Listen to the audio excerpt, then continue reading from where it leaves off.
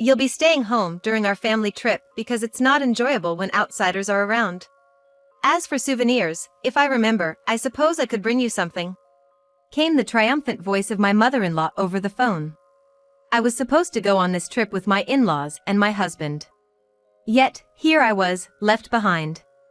Ever since we got married, my mother-in-law, who dotes on her son, never lets a day go by without making a snide remark or nagging me.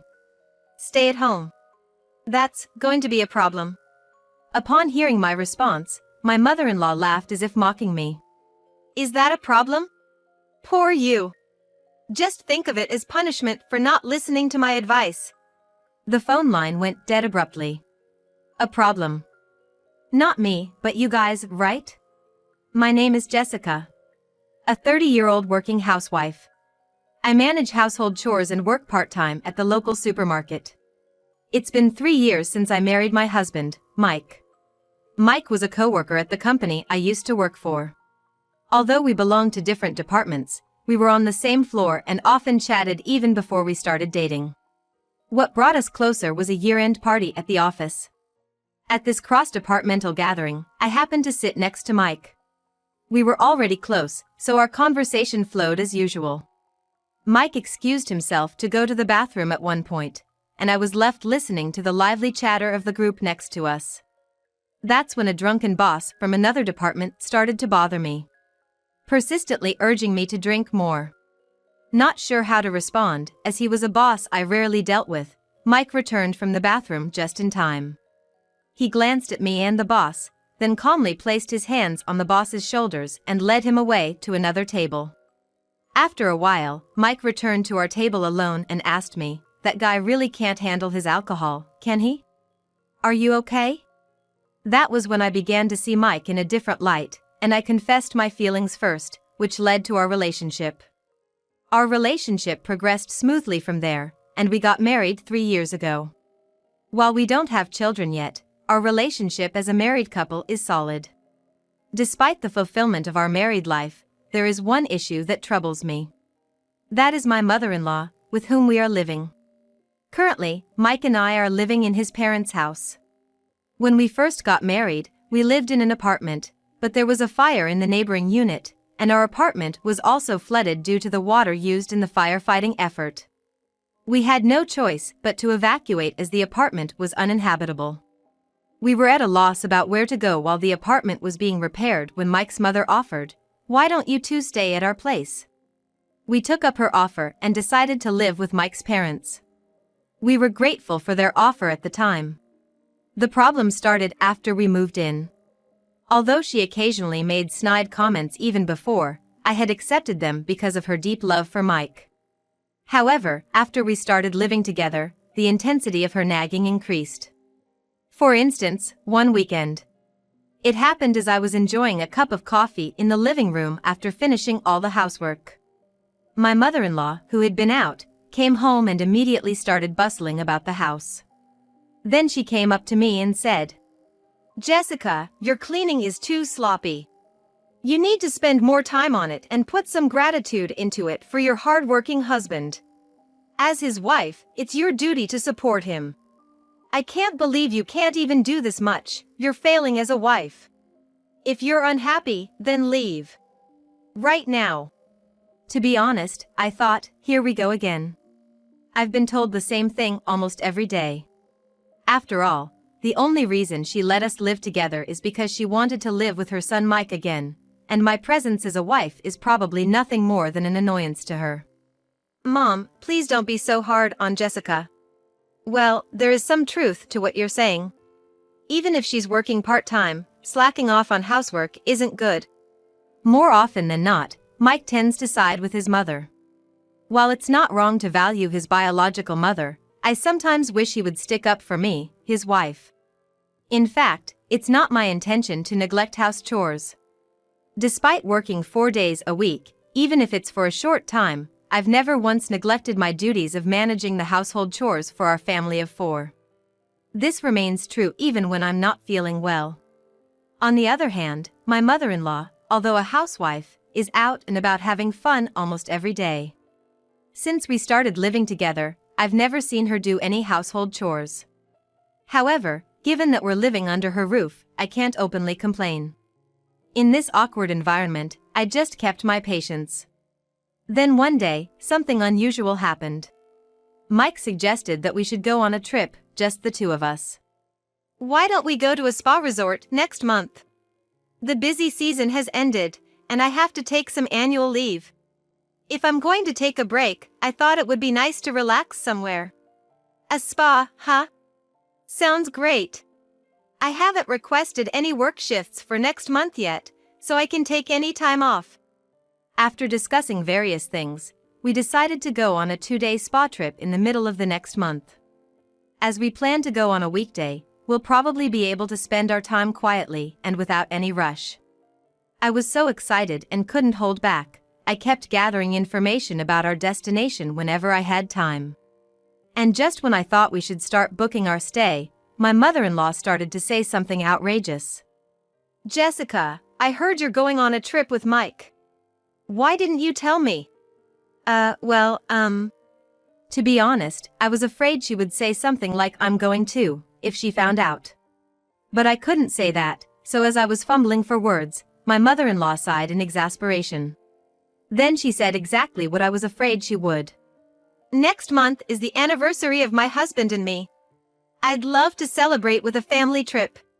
I think a luxurious hotel would be nice. Like a child, my mother-in-law started to throw a tantrum about wanting to go. Of course, I don't want to go on a trip with my mother-in-law at all. But this time, Mike and I were thinking of going by ourselves. How about we go together next time? I tried to be as accommodating as possible in my response. But my mother-in-law wouldn't back down. It's not the same if it's not this time. It's our anniversary celebration. If that's the case, she should just go with her husband. Just as I was about to say that, Mike came home from work. Mike, welcome home. I was just talking to Jessica about the trip. Oh, I can't wait. My mother-in-law, already excited to go, started to express her wishes. And Mike seemed to agree with her. I wondered who let the cat out of the bag about the trip, but with the way things were going, it was probably Mike who told my mother-in-law. Noticing my gaze, Mike looked a little uncomfortable. Mom's really looking forward to it, so let's postpone our trip for another time. It'll be even more fun if we all go together. From the way Mike was talking, it seemed like he'd already decided we were all going on the trip. Then my father-in-law joined in, saying, "A vacation, huh? Sounds like fun." With that, it became impossible for me to refuse going on this trip with the four of us. All right, next time, it's just gonna be the two of us, promise. Although reluctant, I agreed, and Mike gave me a look of relief. I wasn't quite satisfied, but there was nothing I could do about it at this point. At the very least, I decided I would be the one to choose the sightseeing spots we wanted to visit and the local dishes we wanted to eat, so I took on the task of making all the hotel reservations and planning the sightseeing schedule. My mother-in-law dislikes making such preparations, so my suggestions went through without a hitch. Then came the day of the trip. I had packed everything like clothes in my suitcase the day before, so the plan was to get up an hour before departure, have a leisurely breakfast, and then leave the house. I woke up to the sound of my alarm clock and stretched out on the spot. Mike? I then realized that Mike, who should have been sleeping next to me, was not there. Thinking that he might have already gotten up and started preparing, I headed for the living room. But Mike was not in the living room. Not in the bathroom, kitchen, or the front door either.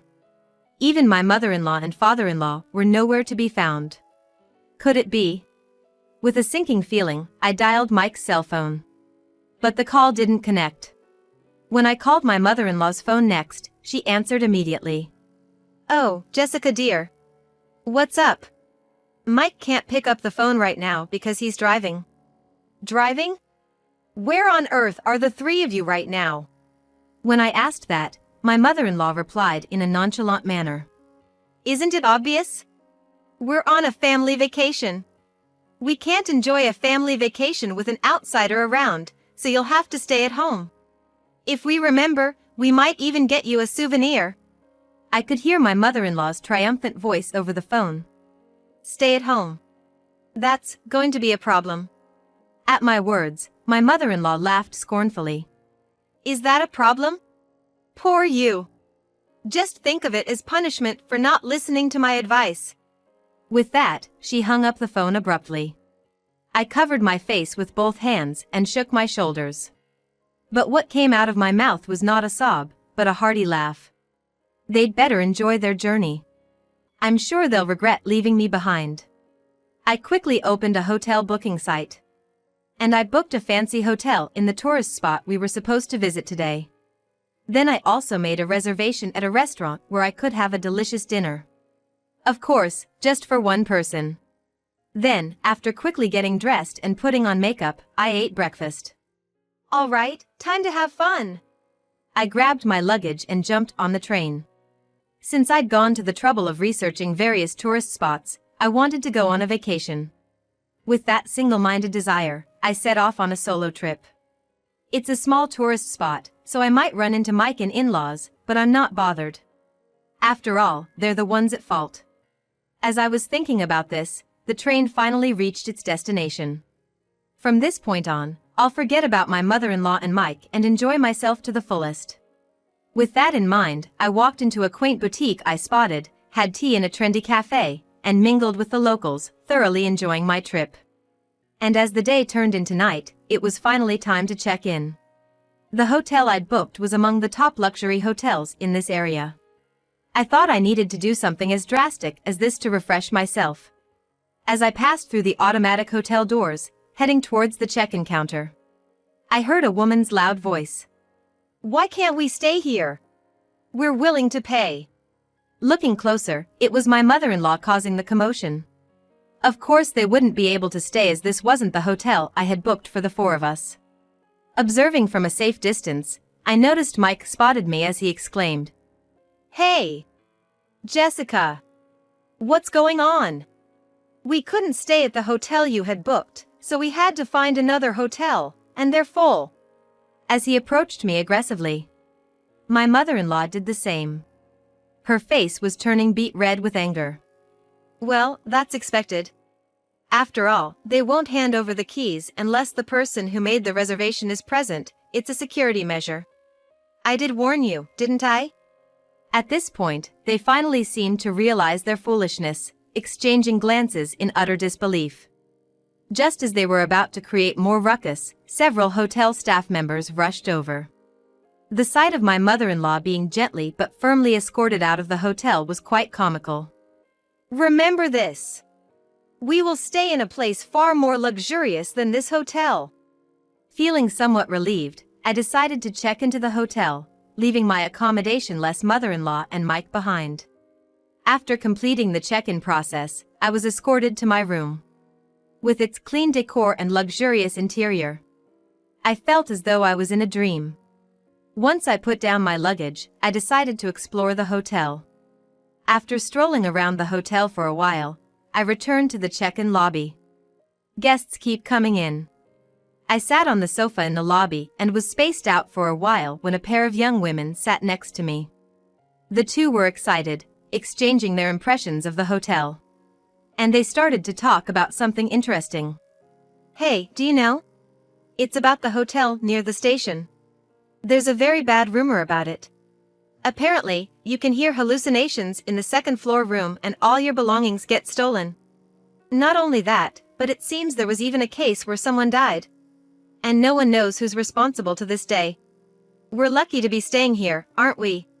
Is that true? But why hasn't anyone been arrested? You would call the police in such a case, wouldn't you? Well, there are rumors that the hotel staff are in on it too. So scary. What a dangerous story. When I casually looked at the time, it was almost time for my dinner reservation. I stood up in a hurry and rushed to the restaurant. I'm so satisfied. After enjoying the dinner, I returned to the hotel. I took a bath, changed into my pajamas, and was watching TV when my smartphone alerted me to an incoming call. Hello. We found a hotel we can stay in. It's super comfortable. Too bad you can't stay here with us. Well, we'll enjoy it twice as much for you, so no worries. It was from my cheerful mother-in-law.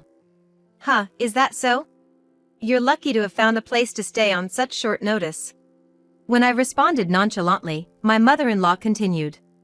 "Isn't it? It's quiet and easy to spend time because there are hardly any other guests. It's close to the tourist spot and it's a beautiful hotel. I wonder why that is."